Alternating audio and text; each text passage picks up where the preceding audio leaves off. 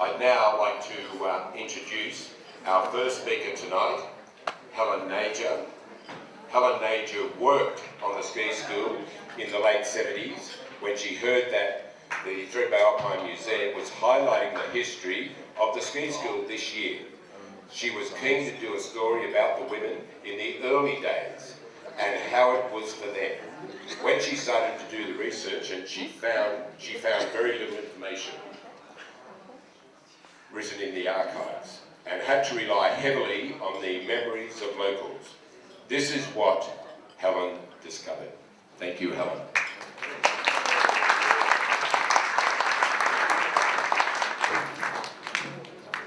Thank you, Rowan. And hello, everybody. Great to be here. Nearly 50 years ago, in the late 70s, I was an instructor on the Thredbo Ski School. It was the early days of Merritts, which opened in 1968, when the beginner and intermediate classes were relocated from the basin. For a few reasons, women didn't teach on Krakenbach, as it was known then. In 1979, during my final season, the father of 3 young women I had been teaching for a few years wrote a letter to Arnold Conrad, the then ski school director, praising my talent.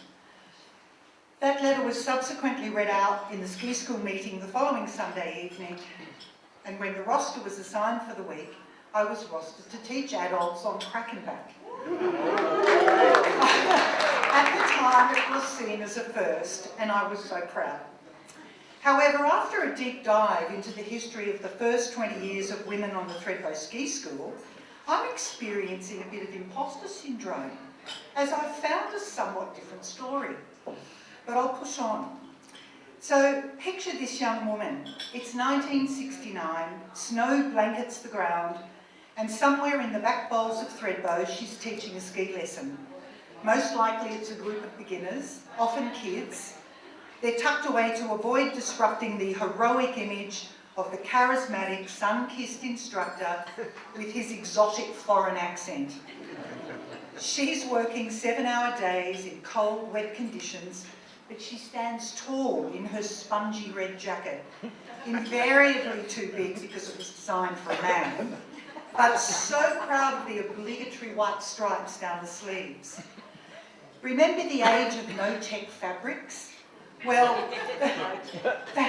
thanks to the modern miracle of the green garbage bag and the pink dishwashing up gloves, she was watertight, resplendent and good to go. And the rules, oh, I've already mentioned a time when women instructors were not allowed to teach on Cosy and the Super Trail.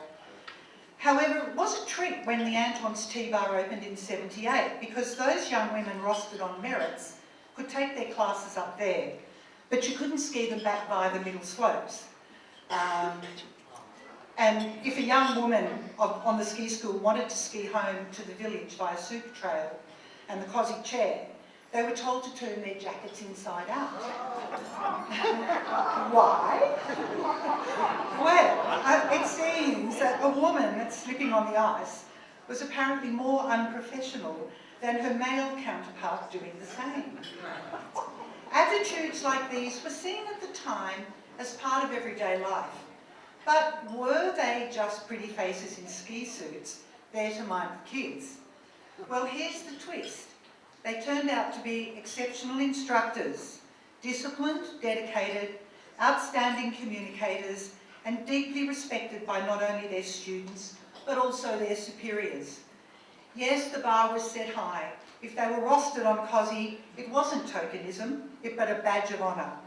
She had the talent and the teaching skills to carry the reputation of the Thredbo Ski School on her shoulders. I discovered that the division was not between man, woman or nationality, which is why the Thredbo Ski School had a reputation for some of the highest teaching standards in the world. So who were these women? In 1958, when the ski school was founded, there were 2 Austrian male instructors teaching in Thredbo.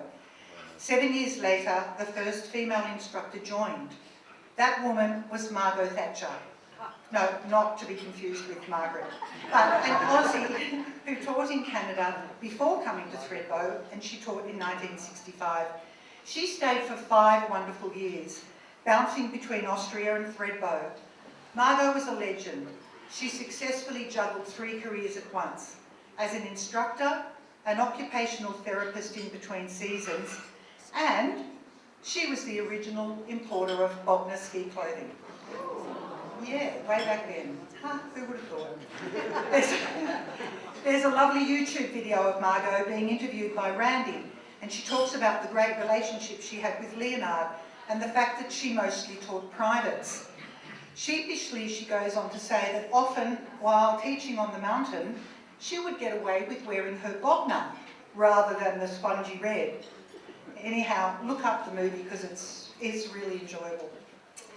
Then came Sylvia King, now Bedo, another Aussie who trained overseas and taught in Thredbo in '69. Sylvia was discovered in Austria originally and had spent 3 seasons teaching in the Austrian resorts of Igels, Alpbach and Saalbach before returning to Australia to do her first and only season here in 1969. By that point too, she had also gained her Canadian Certificate 1. Another Aussie victim of circumstance is Marion Murray, originally from Tassie. She couldn't recall her exact years on ski school, but she did recall who the ski school director was at the time. Was it Leonard Eckhart, I asked. Oh yes, she exclaimed. I remember him. He was tall, skinny and bad-tempered. They were her words. I know that Marion lived for many years in Thredbo, probably in the 70s, was fluent in French, German and Italian, and she tells me she became certified under the French Alliance and spent many years taking groups to Europe for ski holidays. Then there was Christine Smith, a Cooma local who had represented Australia at the '62 Commonwealth Games and the '64 Olympics. Sylvia King remembers working with Christine on the ski school in '79, and I believe that she worked for the Perisher Ski School at some point too. Many of you would recall Christine Smith and her racing career, but did you know she taught the Beatles to ski? True, yes, she coached them for their film Help, and she also appeared in the movie. By the mid-1960s, a few European women were appearing on the ski slopes down under. Nick Dean tells me he had lessons from a French woman around 1964, but I'm wondering now if it was some kind of wild dream, because I've not been able to find any trail of this certain mademoiselle. Anyhow, the historical account is evolving, so if anyone knows more, please let me know. It would be very good to include her in the history and clear Nick's name. That brings me to the well-respected Jindabyne local, Ursula Berchtold, who was on the ski school from 1970 to '74. Ursula was Swiss-born and a hot alpine racer in her younger days, representing the Swiss team. She gave up racing to teach and was highly qualified by the time she reached Thredbo, so it was no surprise that Leonard invited her onto his ski school. Like everyone, Ursula did her time in the beginner bowls, but very quickly advanced to become a race coach, training the local ski racers of the village. So of course she was seen teaching and coaching on Crackenback. The local kids who grew up in Thredbo were mostly trained by the race club rather than the ski school, so by the early to mid-70s, if they didn't go on to compete at a higher level, they were invariably dragged onto the ski school, at least during school holidays, to teach the kids. It's probably a bit of healthy payback too, I'd say.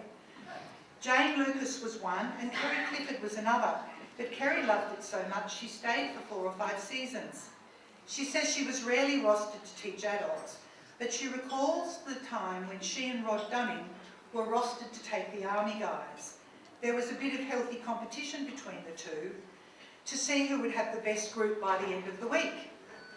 Needless to say, the uber-competitive Kerry skied her adoring, compliant soldiers proudly down High Noon at the end of the week, claiming victory. Karen Carey's, or Canadian Karen as I knew her, arrived in Thredbo in '75 and was possibly the first North American woman on the ski school. With the boom in popularity for skiing from the mid-'70s, the ski school were actively looking for instructors, and Karen had heard about Thredbo from her high school boyfriend Lester. Karen was here for the beginning of the hot dog days and was competitive in all three disciplines, bumps, aerials and ballet, which was also a bonus to the ski school, as they now had another female freestyle instructor alongside Katie Buckland from Sydney. After Leonard retired as director in '77, Arnold Conrad from Austria and Maurice Bluty from New Zealand took over the helm as director and assistant director. At this time, there was a shift in the culture. Arnold could see the future and supported the influx of local talent. Young Australians were getting the bug, and the number of Aussie males on ski school was growing. Of course, where the boys go, the girls will follow, and ratios started to change. In the late '70s, the ratio of females to males on ski school was about 10%. These days, it's 40 to 45. And this now brings me back to me. I joined the Thredbo Ski School in '77, and by then we were a small group of women, quite consistent for 3 or 4 years. Canadian Karen, Lucy Neville from New Zealand, Kinsey Rose from Scotland, and Katie Buckland from Sydney. I also recall Debbie Goodwin joining in '79, I believe. Like Mido and Sylvia, my teaching story began in Europe as a young 18-year-old, passionate about skiing and looking for an adventure. My big break came when, during a working holiday to Europe in '75, I did a ski trip to a little village called Kolsasver in the Tyrolean Valley. Klaus Schlosser, the ski school director, saw something in my abilities because he invited me to return the following season. He would teach me how to teach. Wow, I thought, ski instructing was to be my future. Of course, it was much to my father's disgust that I would give up an invitation to study music at the Conservatorium in Sydney and become a humble ski instructor. Alas, my time in Thredbo was brief compared to some, but I'm proud of one definite first. It was the early days of the APSI. I was keen to jump on board, passing the associate level in '77 and the full cert in '79, the first Australian woman to do so. And thankfully,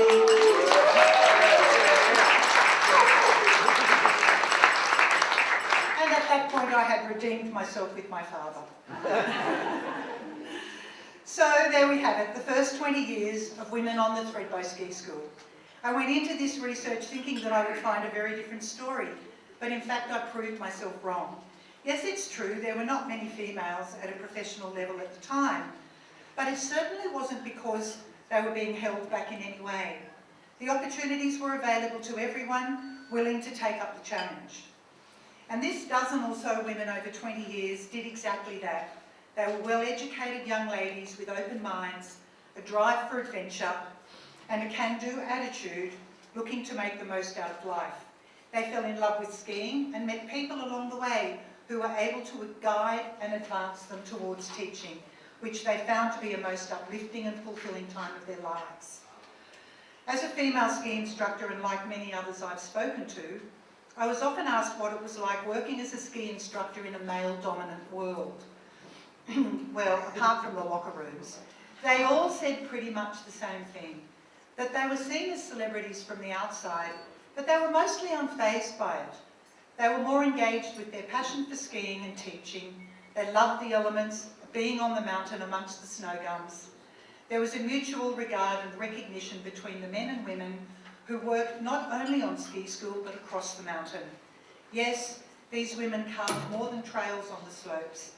They carved out opportunities, respect, and a legacy that continues to inspire today. Thank you. Thank you.